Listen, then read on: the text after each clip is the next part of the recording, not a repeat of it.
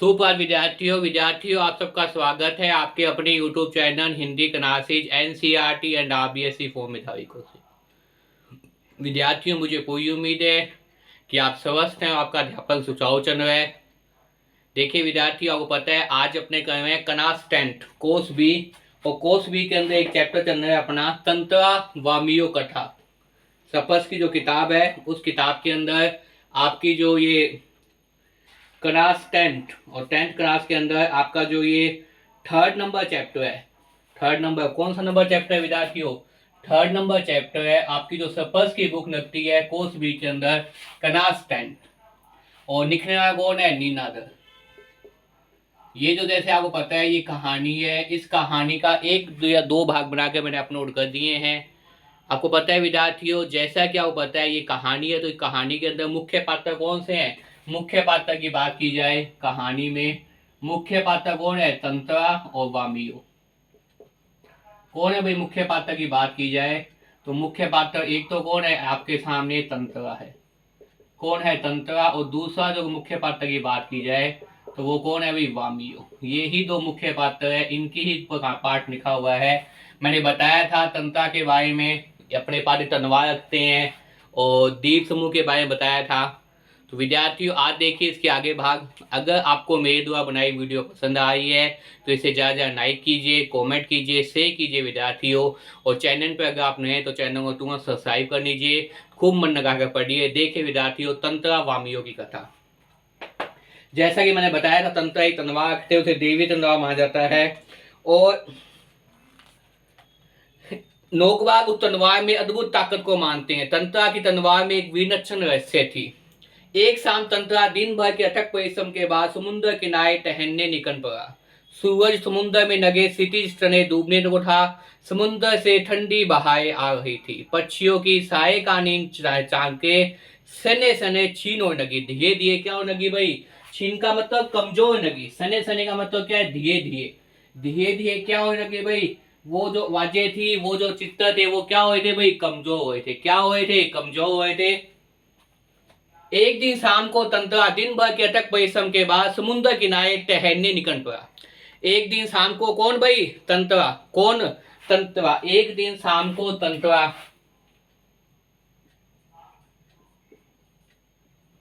एक दिन शाम को कौन भाई? शाम को तंत्रा।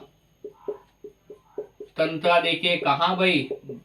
शाम को घूमने निकलने गया। घूमते घूमते वो क्या हुआ? एक जगह आ गया। उस जगह पे आने बाद क्या हुआ वो देखिए। समुद्र से ठंडी बहारें आ रही थी। पक्षियों की सायकानी चहचकाते सैन सैन छीन होने लगी थी। उसका मन शांत था। विचार मगन तंत्रा समुद्री बानों पर बैठकर सूरज की अंतिम रंग बिरंगी किरणों को समुद्र पर निहारने लगा। तभी कहीं पास से उधर मधुर गीत सुनता हुआ सुनाई दिया। गीत मानो बहता हुआ उसकी तरफ आ रहा हो। बीच बीच में लहरों का संगीत सुनाई देता है। गायन इतना प्रभावी था कि वह अपनी सुध बुध खोने लगा। लहरों के एक पवन वेग में उसकी तंद्रा भंग हो गई। चैतन्य होते हुए ही वह उधर बढ़ने को विवश उठा जिधर से अब भी गीत के स्वर बह रहे थे। वह विकर्ण सा तो बढ़ता गया। अंततः उसकी नजर एक युक्ति पर पड़ी जो दहती हुई शाम के सौंदर्य में बेसुध एकदम समुद्र की देह पर डूबती आकर्षण अंगों को निहारती रही। उसका ये श्रृंगार गीत था। उसका गीत कैसा था? उसका ये गीत श्रृंगार गान था। युक्ति का गीत कैसा था विद्यार्थी? युक्ति का गीत श्रृंगार गीत था। युक्ति का गीत कैसा गीत था विद्यार्थियों? बताइए। हाँ, श्रृंगार गीत। कैसा गीत था? श्रृंगार गीत था। ये शाम को घूम रहा था। कौन घूम रहा था? तंत्रा। शाम को घूम रहा था। घूमते घूमते समुद्र घूमते घूमते देखा तो युक्ति का गायन। और युक्ति का गायन कैसा था विद्यार्थियों? यस बताइए। श्रृंगार गीत था। कैसा था? श्रृंगार गीत। कैसा था विद्यार्थियों? श्रृंगार गीत था। अब आगे देखिए विद्यार्थियों, उसे ज्ञात ही नहीं उसका एक कोई अजनबी युवक उसे निसबद ताके जा रहा है। एकाएक वह ऊंची नहर उठी, उसे भिगोने गई। वह हब हाथ में गाना गाना भूल गई। इससे पहले कि वह सामान्य हो पाती उसके अपने कानों की गूंजती हुई गंभीर आकर्षक आवाज सुनाई दी। तुमने एकाएक इतना मधुर गाना क्यों छोड़ दिया? तंत्रा ने विनम्रता पूर्वक पूछा। तंत्रा जो है, क्योंकि जैसे ही उसे पता चला युक्ति को कि कोई उसे देख रहा है, कोई उसे निहार रहा है, उसने क्या किया, अपना श्रृंगार गीत गाना बंद कर दिया। उसने क्या किया, उसने अपना श्रृंगार गीत गाना बंद कर दिया। जब श्रृंगार गीत गाना बंद कर दिया तो तंत्रा ने उसे पूछा, किससे भाई, उस युक्ति से तुमने गाना बंद क्यों कर दिया, इतना सुंदर गीत। अपने सामने एक सुंदर युवक को देखकर विस्मित हुई। उसके भीतर किसी कोमल भावना का संचार हुआ, किंतु अपने को संयत रखकर उसने बेरुखी के साथ जवाब दिया, पहले बताओ तुम कौन हो? इस तरह मुझे घूरने और इस असंगत प्रश्न का कारण क्या है? अपने गांव के अलावा किसी और गांव के युवक के प्रश्नों का उत्तर देने को मैं बाध्य नहीं हूं, परंतु ये आवश्यक नहीं है कि मैं अपने गांव के अलावा किसी और व्यक्ति के प्रश्नों का उत्तर दूं। यह तुम भी जानते हो। तंत्रा मानो शुद्ध बुद्ध खोए हुए था। जवाब देने के स्थान पर उसने अपना प्रश्न दोहराया, तुमने गाना क्यों रोक दिया? गाओ, गीत पूरा करो। सचमुच मुझे तुमने बहुत सुरीला कंठ पाया है। यह तो मेरे प्रश्न का उत्तर न हुआ। युक्ति ने कहा, सच बताओ तुम कौन हो? नापति गांव में मैं तुम्हें कभी नहीं देखा। युक्ति का गांव कौन सा था? युक्ति का गांव था आपके सामने नापति गांव। युक्ति का गांव का नाम आ गया। और इस जो युक्ति है, ये कौन है? ये युवक है।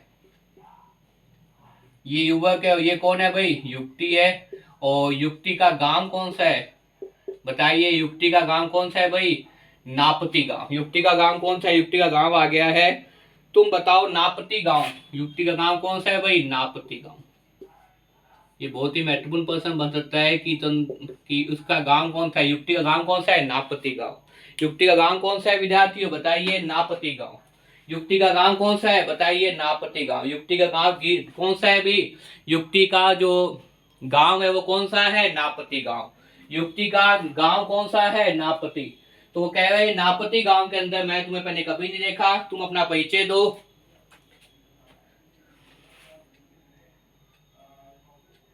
नापति गांव में मैं तुम्हें कभी नहीं देखा। तंत्रा मानो तो मोहित था। उसके कानों में युक्ति के बात ठीक से न पहुंच सके। उसने पुनः विनय किया, तुमने गाना क्यों रोक दिया?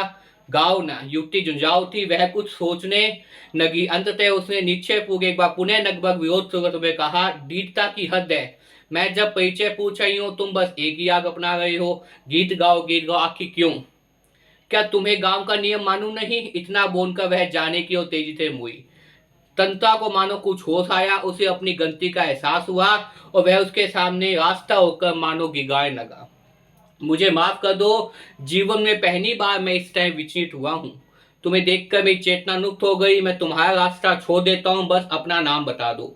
तंत्रा ने व्यवस्था से आगे किया। उसकी आंखें युक्ति के चेहरे पर केंद्रित थी। उसके चेहरे पर सच्ची विनय थी। वामियो, एक अर्थ खोलती उसके कानों में हाथ पूरा। वामियो, क्या नाम है युक्ति का? युक्ति का नाम है वामियो। ध्यान रखिए भाई, प्रश्न कई बार आता है, युवक का नाम क्या है? ये क्या है भाई? युवक का नाम तो क्या है? तंत्रा। और युक्ति का नाम क्या है? वामियो। युवक का नाम क्या है? तंत्रा। युक्ति का नाम क्या है? बताइए। युक्ति का नाम है वामियो। युवक का नाम तंत्रा, युक्ति का नाम वामियो। वामियो, वह कितना सुंदर नाम है। कन भी आओगी ना? तंत्रा ने याचना भरे स्वर में कहा। नहीं, शायद नहीं, कभी नहीं, वामियो ने अनम्रता पूर्वक कहा और झटके से नापति की ओर बेसुध भाग दौड़ पड़ी। पीछे से तंत्रा के वाक्य गूंज रहे थे। वामियो, मेरा नाम तंत्रा है। वो युवक बता रहा है, मेरा नाम क्या है? मेरा नाम तंत्रा है। और युक्ति कही है, मेरा नाम क्या है? वामियो है।